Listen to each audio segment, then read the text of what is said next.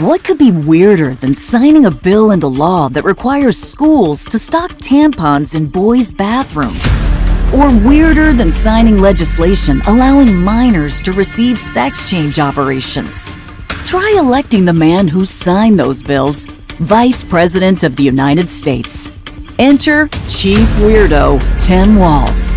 As governor of Minnesota, Walz supported legislation that endangers minors, hurts women, and puts radical ideology ahead of common sense.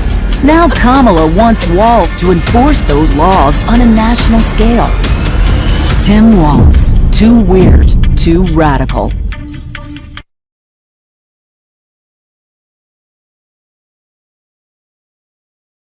But we can get out there, reach out, make the case. And for one thing, don't ever shy away from our progressive values. One person's socialism is another person's neighborliness.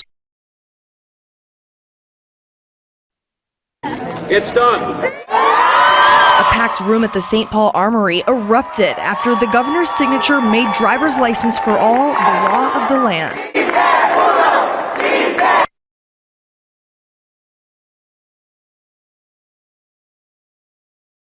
And I think seeing a plan that's out there, talking about it with folks, knowing that he's not going to do anything. He talks about this wall.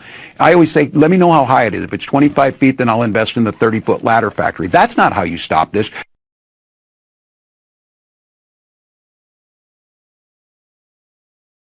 I've spent a lot of time with the president, and he's great. We're talking, we're chatting, and all this. And I think, we all get a little older. That's what happens. But you also gain that insight. And I think when it comes to these issues, working across the aisle to get things done, you see the president just doing this with dignity, doing it with class, getting up every day, doing the work. So I think he's just doing what he does. And I think it's kind of incumbent upon all of us. Look, my mom's 88, still living on the farm, drives herself.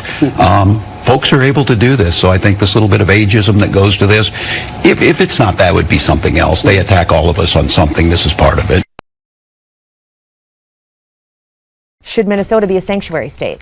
If the definition of that is that the federal government enforces immigration law and local law enforcement enforces local law, then yes. Should cities be allowed to be sanctuary cities? Yes, local control.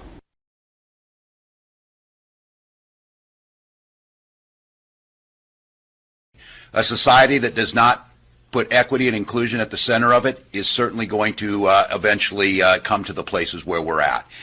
This is a moment of inflection. It's a moment of real change. It's a moment that those folks who are out there demanding this are not going to take a commission or a report.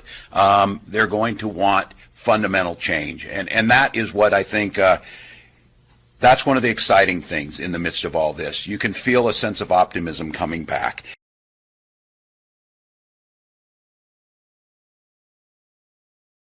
You have done the schools any differently? Because I think that's where a lot of parents are upset about what happened with the schools. Well, do you think you could have made any other choice? Well, I think, just to be clear, over 80% of our students miss less than 10 days of in-class learning. The vast majority of students were in. It depended, again, on population density. Many of these decisions were being made by local folks to be able to do what was necessary to keep them there. I think, again, in hindsight, if we could have known that we would get vaccinations out as quickly as possible, we prioritized teachers and the staff in schools to get there.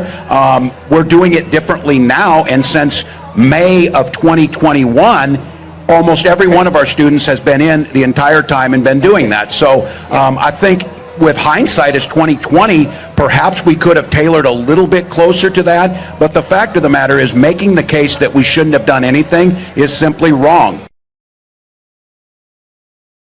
You see those maps, red and blue, and there's all that red across there, and Democrats go into depression over it. It's mostly rocks and cows that are in that red area.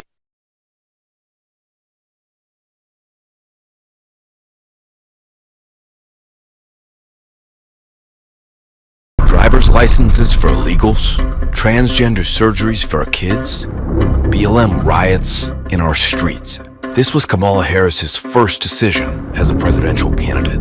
Kamala is dangerously liberal. We just can't trust her.